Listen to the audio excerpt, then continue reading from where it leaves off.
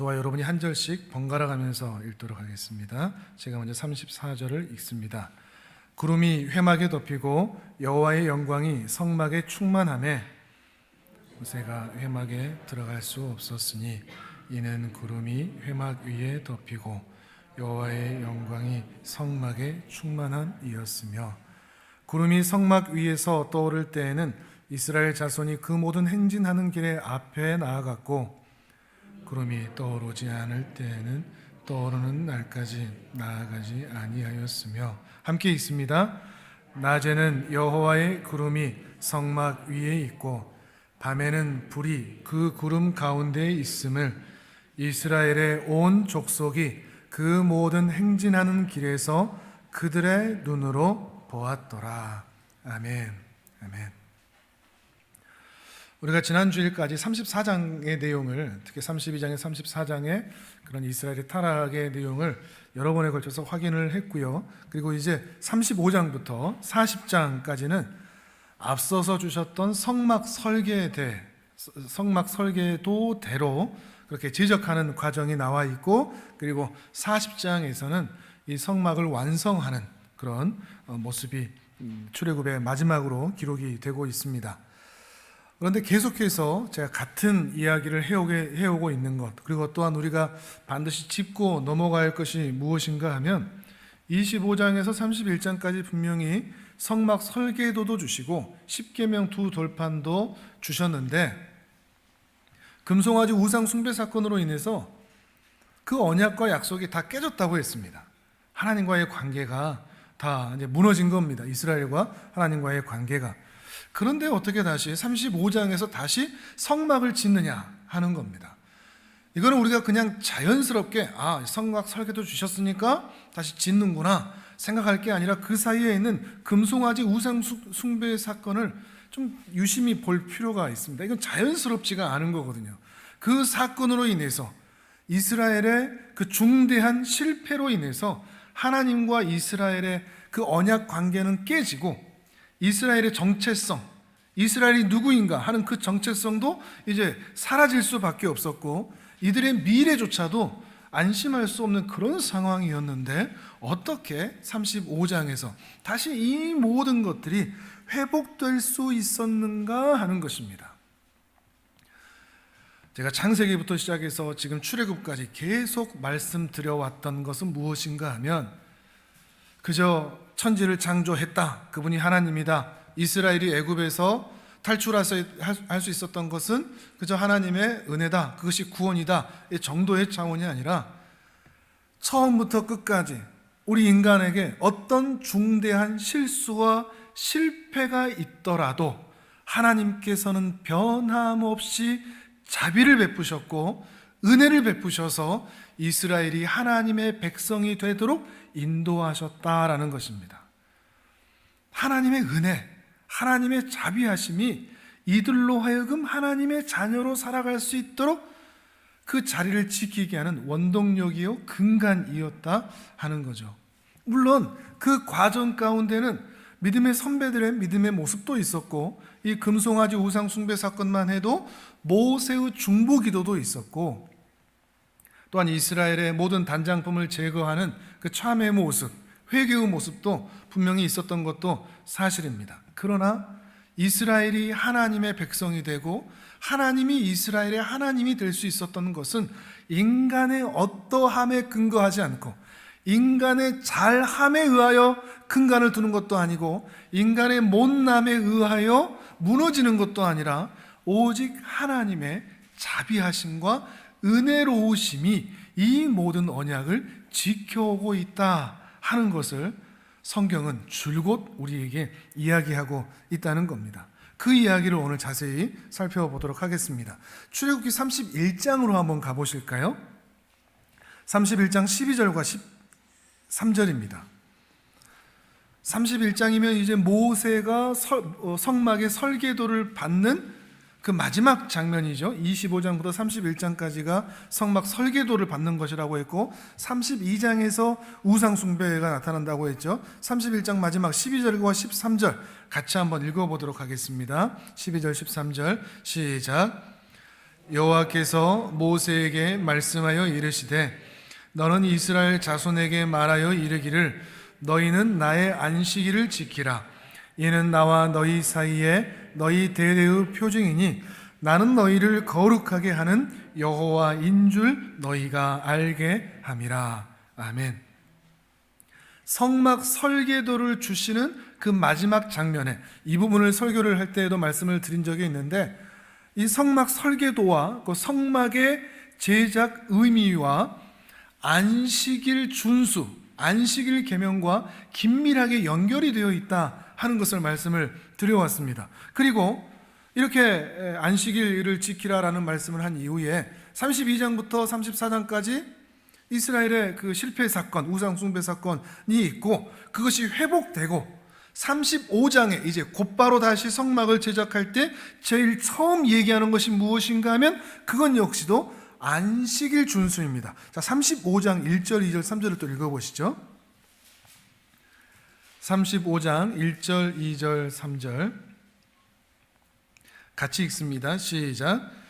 모세가 이스라엘 자손의 온 회중을 모으고 그들에게 이르되 여호와께서 너희에게 명령하사 행하게 하신 말씀이 이러하니라. 엿새 동안은 일하고 일곱째 날은 너희를 위한 거룩한 날이니 여호와께 엄숙한 안식일이라. 누구든지 이 날에 일하는 자는 죽일지니 안식일에는 너희의 모든 처소에서 불도 피우지 말지니라. 아멘. 이 두 가지를 통해서 성막을 만드는 이유가 안식일 계명과 긴밀하게 연결된다 하는 말씀을 그때도 드린 적이 있습니다. 왜 안식일을 지키라고 하셨죠? 하나님께서 6일 동안 천지를 창조하시고 일곱째 날에 안식일로 정하셨는데 그 안식의 날에는 그저 쉬라 정도가 아니라 모든 피조물들이 하나님의 그 안식 안으로 들어오라는 이야기입니다. 조금만 더 우리가 쉽게 표현을 하면 아버지의 집으로 돌아오라, 아버지의 품으로 돌아와라, 그리고 그 품에서 안식과 평안을 누리라 하는 의미가 바로 안식일 계명이라고 했습니다. 세상 어디에는 참 안식과 참 평안이 없으니 아버지의 품에서, 아버지의 집에서 그 안식과 평안을 누리라는 것이죠. 그러니 이 안식일 계명은 어쩔 수 없이 지켜야 되는 강제이거나 또는 억압이거나 명령 정도가 아닙니다. 죄로 인하여 망가진 인생이 쉼을 얻는 날입니다. 숨을 좀 쉬어보는 날입니다. 참 바쁜 인생, 바쁜 일상, 그 어려운 상황을 살아가다가 숨을 좀 깊게 쉬어보는 날, 이 날이 바로 안식일이라는 것입니다. 그리고 우리는 그날을 지금은 주일이라고 부르죠. 이런 의미를 기억한다면 성막을 제작하게 하셨던 이유, 그리고 안식일을 주셨던 그 이유들을 생각해 본다면 제가 설교를 시작하면 처음 던졌던 질문, 35장에 있어서 다시 이 모든 것들이 회복되고 있는 그 모든 상황, 이것을 어떻게 봐야 될 것인가 하는 그 원인을 이스라엘이 이렇게 실패했는데, 이스라엘이 이렇게 실수했는데 어떻게 다시 성막을 지을 수 있는 자리, 어떻게 다시 십계명 두 돌판을 받을 수 있는 자리, 하나님과의 언약이 회복될 수 있는 그 자리에 있었는가 하는 것은 그저 하나님이 용서해 주셨다로 퉁칠 것이 아니라 변함없이 창세기부터 장초부터 그렇게 약속하셨던 인류에게 안식을 주고자 하셨던, 참 평안을 주고자 하셨던 하나님의 그 뜻이 조금 더 틀어지지 않았다. 바로 이것을 우리에게 알려주고 계시는 것입니다.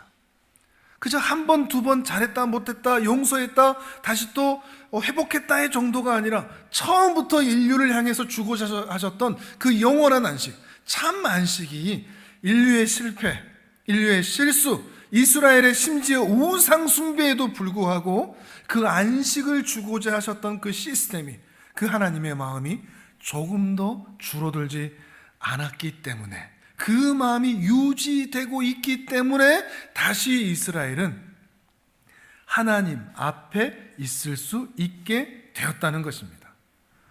바로 그걸 위해서 하나님은 계속 기회를 주시는 겁니다. 그저 우리를 사랑하시는 마음인 거죠. 이 죄로 인하여 망가진 인생들, 그래서 안식이 없는 수고하고 짐진 인생들, 우리에게 안식을 주기 위해서, 평안을 주기 위해서 계속해서 기회를 주는 겁니다.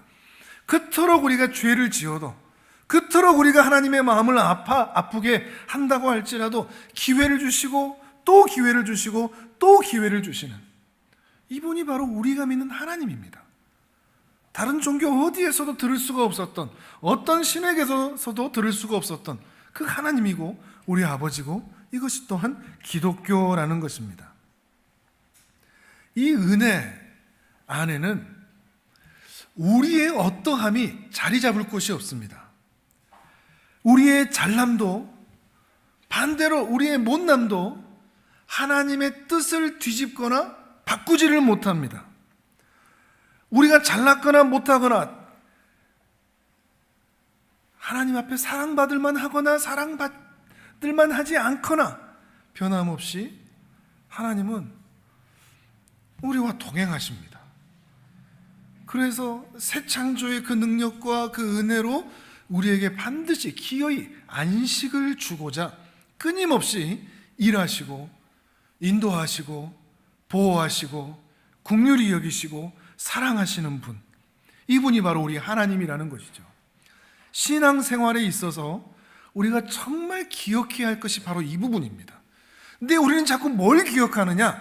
내가 뭘 잘했다, 또 내가 뭘 못했다, 이걸 기억하지 하나님이 어떤 분이다를 기억을 못하는 겁니다.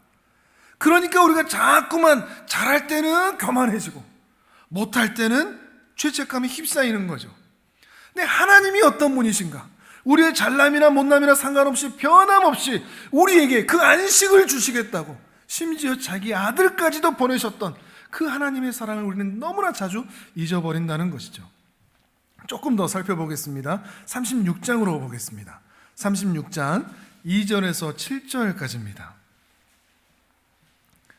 36장 2절에서 7절까지 여기도 같이 읽어보겠습니다. 처음 2절부터 7절까지 시작. 모세가 부살렐과 오홀리압과 및 마음이 지혜로운 사람 곧 그 마음에 여호와께로부터 지혜를 얻고 와서 그 일을 하려고 마음에 원하는 모든 자를 부르매 그들이 이스라엘 자손의 성소의 모든 것을 만들기 위하여 가져온 예물을 모세에게서 받으니라. 그러나 백성이 아침마다 자원하는 예물을 연하여 가져왔으므로 성소의 모든 일을 하는 지혜로운 자들이 각기 하는 일을 중지하고 와서 모세에게 말하여 이르되 백성이 너무 많이 가져오므로 여호와께서 명령하신 일에 쓰기에 남음이 있나이다. 모세가 명령을 내리매 그들이 진중에 공포하여 이르되 남녀를 막론하고 성소에 드릴 예물을 다시 만들지 말라 하매 백성이 가져오기를 그치니 있는 재료가 모든 일을 하기에 넉넉하여 남음이 있었더라. 아멘. 이게 지금 뭘 말하는가 하면 이제 36장으로 이렇게 넘어오는데 35장부터 안식일 준수에 대한 이야기를 한단 말이죠. 그리고 이제 본격적으로 성막을 만들 준비를 하는데 먼저 지혜롭고 성령이 충만한 일꾼들을 뽑습니다. 그런데 일꾼들을 뽑고 이제 막 일을 시작하려고 하는데 백성들이 자발적으로 자기가 가지고 있는 것을 하나님께 드리기 위해서 연하여 나오는 겁니다. 연속해서 나온다는 말입니다. 드리고 또 드리고, 이 사람도 드리고 저 사람도 드리고 모두가 다 하나님께 이 성막을 만들기 위해 자발적으로 드리는 겁니다. 그래서 모세가 이제 더 이상 갖고 오지 마라 라고 할 정도가 되었다는 거죠. 이게 뭘 말할까요? 헌금 많이 해라 이런 얘기일까요? 그런 얘기가 아니죠. 이스라엘의 변화를 보라는 겁니다. 어떤 변화? 32장에서 이스라엘이 어떤 모습을 가졌죠? 우상 숭배하는 것에 진심이었죠. 비슷했습니다. 우상을 만들기 위해서 그때도 뭔가를 가지고 왔었거든요. 근데 지금 어떻게 변했죠? 우상에게 진심이었던 자들이 이제 하나님께 진심인 자로 변화가 되었다는 이야기를 하고 있는 겁니다. 바뀌었다는 거죠. 이스라엘 안에 대변화가 있는 거죠. 우상 숭배, 세상의 것, 자신의 욕망을 채우는 것에 진심이었고 자신의 모든 것을 갖다 바치던 인생들이 이제는 자발적으로 자원하여 하나님을 섬기는 것에 전심을 다하는, 넘치도록 드리는 자로 변화되었다, 이 말을 하고 있는 겁니다. 중요한 질문입니다. 어떻게 이스라엘이 이렇게 변화될 수 있었을까요? 하나님께 진심인 자로, 하나님을 향하여 진심인 자로, 하나님과 하나님의 나라와 하나님의 교회를 위하여 그 신앙으로 사는 것이 진심인 자로 변화될 수 있었을까 하는 것입니다. 이 장면을 보고 있는 하나님의 모든 사람들에게 성경이 하는 이야기는 너무나 분명합니다. 하나님의 사랑하심과 그 자비하심과 그 용서에 감동이 된 자들은 어떻게 변화되는지를 보라 하는 겁니다. 32장에서 34장에서의 그 어마어마한 실수와 실패 가운데 하나님께서 어떻게 다시 이스라엘을 용서하시고 품으시고 기회를 주셨는지를 이스라엘 백성들 모두가 봤던 겁니다. 그리고 그 하나님의 사랑하심과 용서하심에 모두가 다 감동이 되었다는 것이죠. 곧 이스라엘이 이렇게 하나님께 진심이었던 자로, 진심인 자로 변화될 수 있었던 이유, 하나님께 정말로 마음의 무릎을 꿇어 항복할 수 있었던 이유는 하나님의 무한하신 자비하심과 사랑하심과 용서하심에 감동이 되었기 때문입니다. 직접 그걸 경험했기 때문이라는 거죠. 그래서 명령해서가 아니라, 계명 순종의 차원이 아니라, 율법 준수의 차원이 아니라 감동과 감격과 감사로 시작된 자발적이고 자원하는 순종이고 참여였다는 것이죠. 매우 중요한 신앙의 내용을 우리에게 시사합니다. 마찬가지로 우리 역시도 그렇습니다.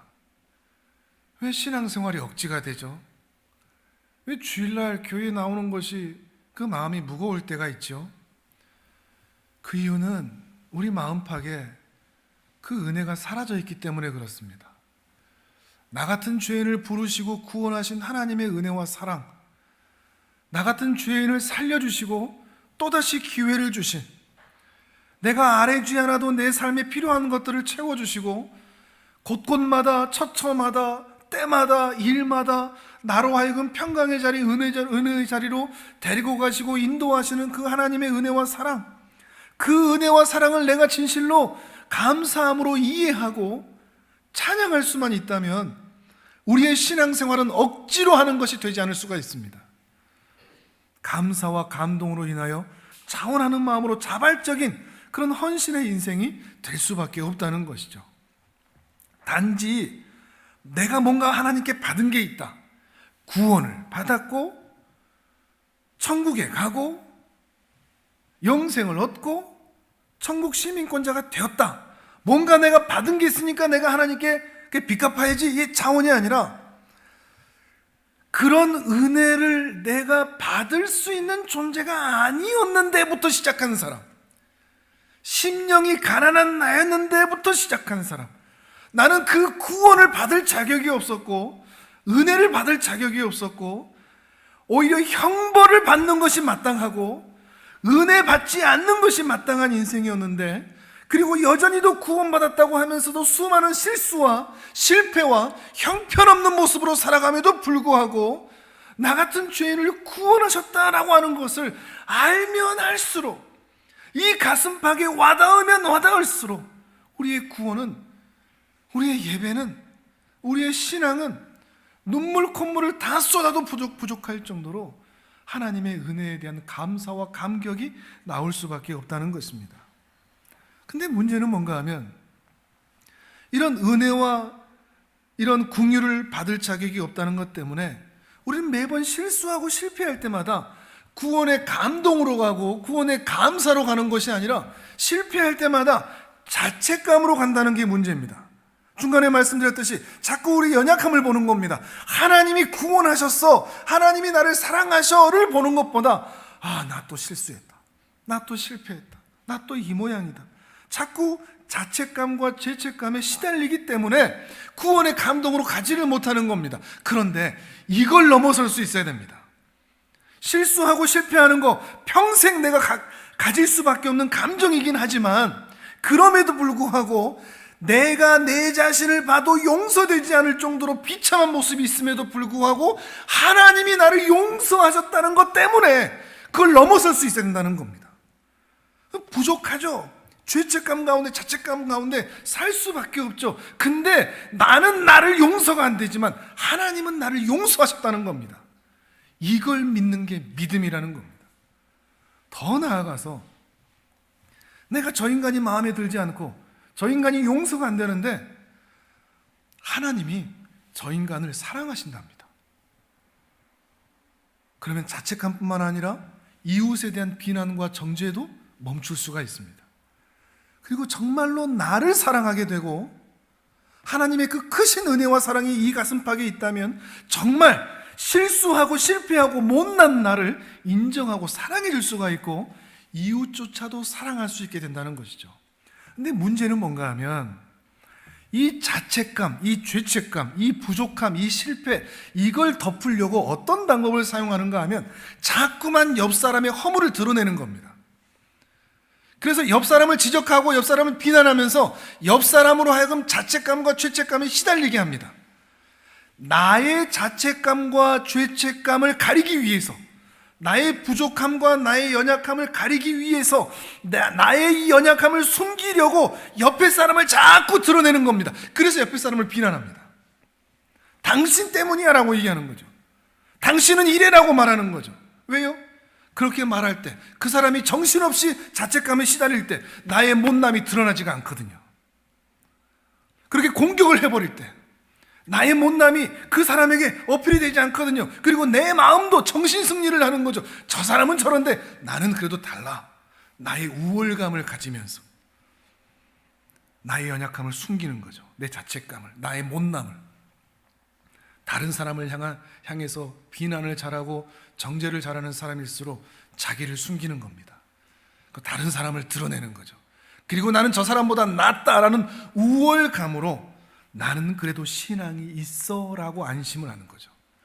근데 여러분, 다른 사람을 비난하여 내가 우월감을 가질 필요가 없습니다.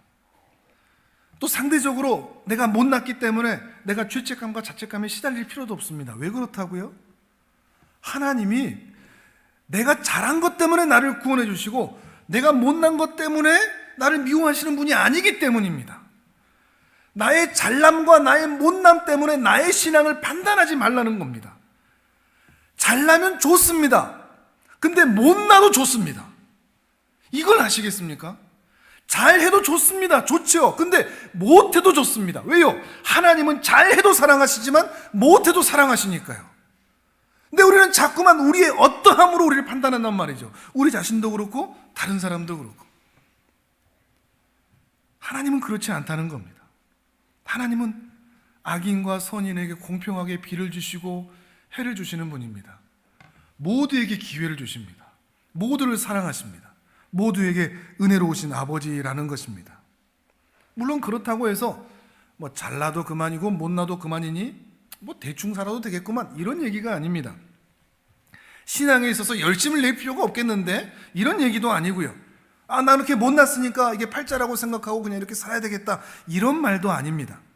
예수 그리스도를 주로 신하는 하나님의 자녀들은 잘났거나 못났거나 잘하거나 못하거나 하나님의 은혜를 받은 자라는 더 큰 은혜의 그 저수지 안에서 있기 때문에 못났다고 자책하거나 죄책감 가운데 살거나 또 못났다고 비난하거나 정죄할 필요가 없다는 것입니다. 우리 중에 자기 자신의 실력으로 구원받은 사람 한 사람도 없고, 우리 중에 못난 것으로 인해서 이 구원에서 제외된 사람이 한 사람도 없기 때문입니다. 하나님은 언제나 어떤 상황에서나 어떤 실수, 어떤 실패에도 그 백성들과 함께 하십니다. 이게 창세기에서 출애굽기 동안 우리에게 지속적으로 말씀하시는 내용이라는 겁니다. 이런 의미를 생각하고 오늘 성막 40장에서 성막의 완성을 본다면 그 내용은 전혀 다른 얘기가 됩니다. 이 성막의 내용에 있어서, 이 40장의 이 마지막에 있어서 초점은 성막이 얼마나 화려하냐, 얼마나 웅장하냐, 얼마나 신비하냐, 얼마나 신령하냐, 얼마나 사람들이 정성을 들여 만들었느냐, 이런 얘기는 전혀 없습니다. 거기에 초점이 전혀 없습니다. 이 마지막의 초점은 뭘까요? 이 마지막 본문 성막을 통해서 오늘 우리에게 말씀하고자 하시는 내용이 뭘까요? 단순합니다. 이스라엘이 그렇게 실수하고 실패했어도 하나님은 이스라엘과 함께 하신다, 이 말을 하고 있는 겁니다. 하나님이 얼마나 위대하냐 이런 얘기도 아니고, 이스라엘이 얼마나 잘났냐 못났냐, 신앙이 좋냐 안 좋냐 이런 얘기하고 있는 것도 아닙니다. 하나님은 어떤 형편, 어떤 실수, 실패에도 이스라엘과 함께 하신다, 바로 이 이야기를 하고 있는 겁니다. 변함없는 사랑으로 이스라엘 한가운데 임재하셨고, 이스라엘은 하나님의 사랑하심과 그 용서하심에 감동이 되어 하나님을 뜨겁게 예배하고 있는 장면이 바로 이 출애굽기 40장 마지막 장면이라는 것입니다. 그러니 여기는 예배의 현장입니다. 예배란 이런 것입니다. 예배는 사랑과 사랑의 만남입니다. 자기 백성을 향한 하나님의 사랑과 자기 하나님을 향한 백성들의 사랑이 만나는 것, 그게 예배입니다. 여러분, 이런 예배를 드리고 계시나요? 이 은혜가 있기를 바랍니다. 예배는 형식이 아닙니다. 심지어 내용조차도 아닙니다. 시간도 아니고요, 정성도 아닙니다. 예배는 사랑입니다. 자기 백성을 향하여 나아오시는 하나님의 그 크신 사랑과 그 하나님의 은혜와 사랑의 용서에 감동이 되어 나아오는, 한 주간도 나를 지키시고 한 주간도 나를 떠나지 아니하시며 변함없이 나와 함께 하셨던 그 하나님의 은혜와 사랑에 감동이 되어 자발적으로 나아오는 것, 그래서 그 사랑과 사랑이 만나 은혜의 스파크가 튀는 것, 이것이 바로 예배라는 것입니다. 이 의미를 생각하면서 오늘 본문을 다시 한번 읽어보실까요? 전혀 다른 느낌으로 와닿으실 수 있을 겁니다. 자, 출애굽기 40장 34절에서 38절까지를 우리 같이 한번 읽어보겠습니다. 같이 읽습니다. 시작. 구름이 회막에 덮이고 여호와의 영광이 성막에 충만하매 모세가 회막에 들어갈 수 없었으니, 이는 구름이 회막 위에 덮이고 여호와의 영광이 성막에 충만함이었으며, 구름이 성막 위에서 떠오를 때에는 이스라엘 자손이 그 모든 행진하는 길에 앞으로 나아갔고, 구름이 떠오르지 않을 때에는 떠오르는 날까지 나아가지 아니하였으며, 낮에는 여호와의 구름이 성막 위에 있고 밤에는 불이 그 구름 가운데 있음을 이스라엘의 온 족속이 그 모든 행진하는 길에서 그들의 눈으로 보았더라. 아멘. 아멘. 성막에만 있지 않았습니다. 예배 때만 있지 않고 낮에도 밤에도, 나갈 때도 멈출 때도 하나님과 이스라엘은 함께 다녔다는 겁니다.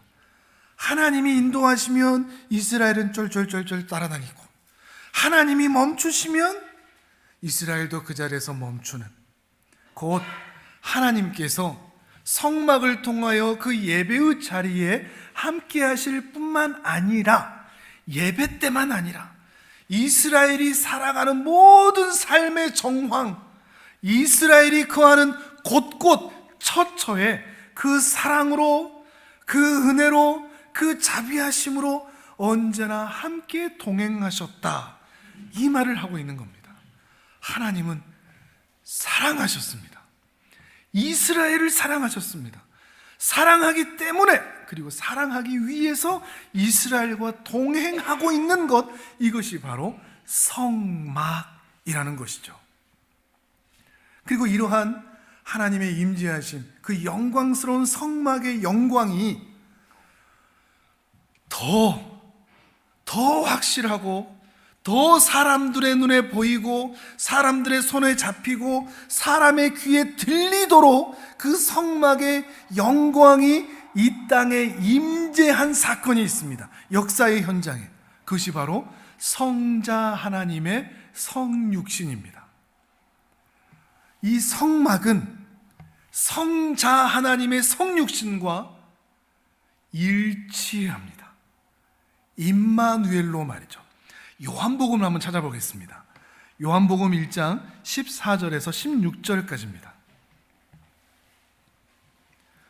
성막 그저 텐트로 끝나지 않다는 것이요, 신약으로 넘어오게 되면 그 성막이 눈에 보이도록 사람에게 나타나신 사건이 바로 요한복음 1장의 이 사건이라고 사도 요한은 말하고 있는 것입니다. 요한복음 1장 14절에서 16절입니다. 신약 142페이지쯤에 있네요. 14절에서 16절까지 자, 우리 같이 읽도록 하겠습니다. 시작. 말씀이 육신이 되어 우리 가운데 거하심에 우리가 그의 영광을 보니 아버지의 독생자의 영광이요 은혜와 진리가 충만하더라. 요한이 그에 대하여 증언하여 외쳐 이르되 내가 전에 말하기를 내 뒤에 오시는 이가 나보다 앞선 것은 나보다 먼저 계심이라 한 것이 이 사람을 가리킴이라 하니라. 우리가 다 그의 충만한 데서 받으니 은혜 위에 은혜로라. 아멘. 성막 출애굽기 40장에서 보았던 그 성막에 드러난 여호와의 영광, 그리고 요한복음 1장 14절에서 독생자의 영광, 바로 그 영광인 것입니다. 예수 그리스도께서 사람으로 오시는, 보이는 사람으로 오시는 성육신의 중요함은 보이지 않는 하나님이 보이는 하나님으로 등장하셨다를 넘어서서 마치 성막처럼 인간이 살아가고 실존하는 삶의 모든 정황 가운데 직접 찾아오셔서 우리에게 하나님께서 우리에게 목적하셨던 삶의 내용이 무엇이어야 하는지, 사람이 어떻게 살아야 하며 인간이 어디로 와서 어디로 가는 것이며 어떤 인생이 하나님 앞에 영광이 되는 인생인지를 하나님 스스로 사람이 되어 다 보여주셨다는 것입니다. 어떻게요? 영광으로 말이죠. 그 영광이 뭔가 하면 예수님의 삶 자체가 영광이었는데 예수님이 가시는 곳곳마다, 곧 처처마다, 예수님이 만나는 사람들마다, 예수님이 가는 길마다, 예수님이 하시는 일마다 죄악으로 인하여 평안과 안식이 없는 사람들에게 드디어 평안이라는 것이 생겨나고 죄와 악이 물러가기 시작하고 더러운 것은 사라지기 시작하고 예수님의 주변에 있는 모든 사람들이 사랑과 영광으로 환해지고 밝아지는 그 복된 역사를 경험했다는 겁니다. 예수를 만나니 사람들이 변화되었다는 거죠. 하나님께 진심인 자로 말이죠. 하나님이 사랑이시라는 것을 예수님의 모든 말씀과 그의 삶을 통하여서 직접 보인 것입니다. 그리고 이스라엘 백성들도 확인한 것이죠.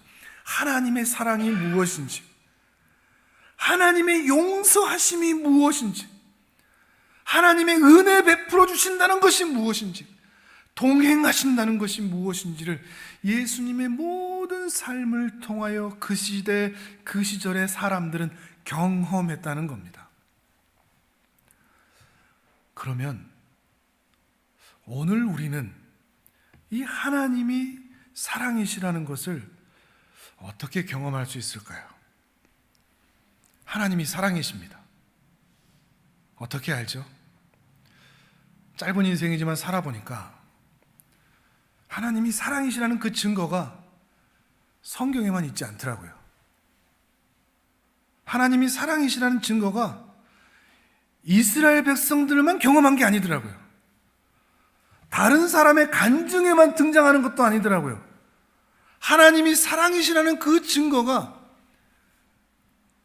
나 자신이더라고요. 나의 인생을 보니 와, 진짜 하나님은 사랑이시구나. 이걸 확인하게 되더라는 거죠. 지금까지 살아오면서 얼마나 험한 말들, 더러운 말들, 악한 말들, 죽이는 말들, 그런 말들을 입에서 쏟아냈는데 하나님은 그거 다 안 들은 척 하신 것 같습니다. 다 들으셨을 건데 하나도 기억 안 하시는 것 같습니다. 심지어 이 가슴팍에 얼마나 그 비열하고 매정하고 미워하고 죽이고 싶고 분노하는 그 마음팍에 있는 이 감정들을 다 아셨을 건데 하나님은 다 못 본 척 하시는 것 같습니다. 속아주시는 것 같습니다. 나의 모든 말과 나의 모든 감정을 다 아신다면 하나님은 나 같은 인간을 사랑할 수가 없습니다. 구원할 수가 없습니다. 내 옆에 계실 수가 없습니다. 그 거룩하신 하나님이. 근데 그거 다 눈 감아주신 것 같습니다. 나의 이 모든 꼴을 다 봐주신 겁니다. 하나님이 나를 아시는 만큼 내 주위에 있는 사람들이 나를 안다면 내 주위에 있는 사람들 다 나에게 돌 던지고 떠날 것이 분명한데도 하나님은 그렇게 하지 않으신 겁니다. 근데 이렇게 하나님이 나를 사랑하셔서 나에게 은혜를 베풀어 준다는 것을 저는 굉장히 착각했던 것 같습니다. 내가 신앙이 괜찮아서 그런 줄 알고, 그래도 바른 믿음 위에 바른 사역한다고 이렇게 예를 쓰니까 하나님께서 나에게 이렇게 좋은 일도 주시고 은혜 주시고 복도 주시는구나. 내가 하나님께 사랑받을 만하다고 착각해 왔던 것 같습니다. 바른 사역하니까 하나님께서 이러이러한 은혜를 주신다고 오해했던 것 같습니다. 대단한 어리석음이었고 교만이었습니다. 이제 정신 차리고 생각해 보니까 만약에 하나님께서 오늘 제게 오셔서 그래, 네가 잘한 건 내가 상 주고 네가 못한 거는 내가 벌 주자 따지고 계산하신다면 상 받을 거 눈꽃만큼이고 내가 받을 벌은 셀 수도 없을 것 같습니다. 내가 받을 벌들은 수백 번 죽었을 것 같습니다. 수천 번 벼락 맞았을 것 같습니다. 그런데도 하나님은 나를 사랑하신 겁니다. 나 같은 자를 사랑하신다는 겁니다. 하나님이 나를 사랑하신다는 것은 당연한 게 아닙니다. 자연스러운 것도 아닙니다. 이건 그냥 은혜입니다. 은혜라는 말밖에 꺼낼 수 있는 말이 없습니다. 말할 수 없는 은혜입니다. 오늘 내가 살아있는 게 은혜고, 오늘 내가 생존해 있는 것이 은혜고, 더 나아가 나 같은 인간을 변화시켜서 감사함으로 하나님을 사랑하여 자원하여 예배드릴 수 있도록 해주신 게 은혜입니다. 나 같은 자를 사용하셔서 그 알량한 몇 가지, 주를 위해, 주의 나라를 위해 몇 가지 할 수 있는 것, 그것도 감사한 마음으로, 자원한 마음으로, 자발적인 마음으로 섬길 수 있게 하신 것, 이것도 은혜입니다. 내가 잘나서 했던 게 아니라는 겁니다. 내가 괜찮은 신앙인이어서 이런 은혜들을 경험했던 것이 아니라는 것입니다. 사랑하시되 끝까지 사랑하시는 하나님의 은혜였습니다. 요한복음 13장을 찾아보겠습니다. 이건 화면을 보셔도 되고요, 성경을 찾으셔도 됩니다. 어떤 사랑인가? 요한복음 13장 1절 말씀입니다. 같이 한번 읽겠습니다. 시작. 유월절 전에 예수께서 자기가 세상을 떠나 아버지께로 돌아가실 때가 이른 줄 아시고 세상에 있는 자기 사람들을 사랑하시되 끝까지 사랑하시니라. 아멘. 이제 예수님이 다음 날이면 십자가에 달려 죽으실 겁니다. 이제 죽음의 시간이 다가왔다는 것을 아시고 예수님이 하신 일은 자기 사람들을 사랑하되 끝까지 사랑했다는 것입니다. 무슨 낭만적인 일을 하는 게 아닙니다. 허리에 띠를 띠고 수건을 두르고 제자들 앞에 허리를 굽혀서 마치 자기가 종인 것처럼 종의 자세를 취해서 그들의 발을 씻어주셨습니다. 방금까지 이 인간들은 누가 더 크냐 싸웠던 제자 놈들이거든요. 근데 이들을 위해서 이 모습을 하는 것입니다. 내가 가니까 너희들한테 선심 하나 베풀게, 이벤트 하나 할게 정도가 아닌 겁니다. 자기 사람을 위하여 이 땅에 있을 마지막 순간까지 변함없이 사랑하기로 작정하셨던 겁니다. 사랑하기로, 그래도 품기로 작정하셨던 것입니다. 그리고 제자들의 발을 다 씻겨주시고 예수님은 제자들의 이렇게 말씀하십니다. 14절과 15절을 또 읽습니다. 화면을 보시고 읽으셔도 괜찮습니다. 시작. 내가 주와 또는 선생이 되어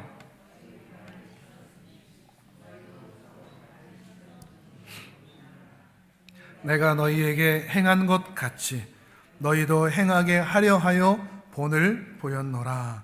아멘. 중요한 말씀이 있습니다. 너희의 선생인 내가 너희를 사랑해서 너희의 종처럼 너희의 발을 씻겨 주었으니 이제 너도 서로 발을 씻겨 주어라. 서로 사랑해라 하는 것입니다. 예수님이 우리를 사랑하신 것은 두 가지 이유가 있다는 겁니다. 첫 번째, 우리를 정말 사랑하셔서 이 땅에 오셔서 사랑을 직접 보이신 이유는 정말로 우리를 사랑하셔서, 또 하나, 내가 본을 보인 그대로 이제 너도 너희는 서로 사랑하라. 서로 사랑하라고 보여주셨다는 것입니다. 하나님께 그 사랑을 정말로 충분히 감동이 되도록 받아 누렸다면 끝까지 사랑해라. 이스라엘의 금송아지 우상 숭배 사건처럼 그 실패의 역사를 보게 되더라도, 내 마음을 휘젓는 일들을 경험하게 되더라도 여전히도 그 사랑 앞에서 자기 모습만 보는 자기 중심적이고 이기적인 모습이 너희 앞에 있어서 너희가 상처를 받게 되는 일이 있다고 할지라도 사랑하되 끝까지 사랑하라. 내가 너희를 그렇게 사랑했노라 말씀하고 계시는 것입니다. 정말로 하나님의 사랑을 받은 사람이라면 그 사람은 본능적으로 사랑하게 되어 있습니다. 본능적으로 용서하게 되어 있습니다. 그게 잘 안 되면 의지적으로라도 사랑하려고 합니다. 그게 더 안 되면 이를 악물고서라도 사랑하려는 몸짓을 갖습니다. 사도 바울의 표현처럼 그리스도 예수의 마음을 품게 되는 거죠. 우리가 사랑해야 할 사람은 사랑스러운 사람들이 그다지 없습니다. 사랑스럽지 않지만 사랑하기로 작정하는 겁니다. 정말 힘들 때는 그 사랑이 안 될 때가 있습니다. 그런데 최소한 미워하지는 않으려고 합니다. 내 마음에 분노는 쌓지 않으려고 작정을 합니다. 이를 악물입니다. 사랑은 안 되더라도 난 미워하지는 않겠다. 정죄하지는 않겠다. 비난하지는 않겠다. 그렇게 몸부림치는 것이 바로 사랑이라는 것이죠. 우리도 사랑할 수 있을까요? 세상 사람들이 말하는 사랑과 기독교의 사랑은 극과 극으로 다릅니다. 세상에서의 사랑은 자기중심적입니다. 나중심입니다. 이기적이죠. 그러나 예수님의 사랑은 이타적입니다. 내가 죽어 상대를 살리는 겁니다. 세상은 내가 살아야, 내가 괜찮아야 다른 사람도 사는 거죠. 그러나 기독교는, 예수님의 사랑은 내가 죽어 다른 사람을 살리는 겁니다. 한 알의 미랄이 되어 땅에 떨어져 썩어 그 싹을 내게 하는 것입니다. 사랑으로 사랑할 수 있기를 바랍니다. 지금까지의 이기적이고 자기중심적인 사랑은 버리고 우리가 이미 충분히 받은 하나님의 사랑으로 여러분의 마음과 인생에 가득 채워져서 여러분의 이웃을 그 사랑으로 끝까지 사랑하는 복된 은혜가 임하기를 주님의 이름으로 축복합니다. 아멘. 우리 이 시간 함께 기도하겠습니다.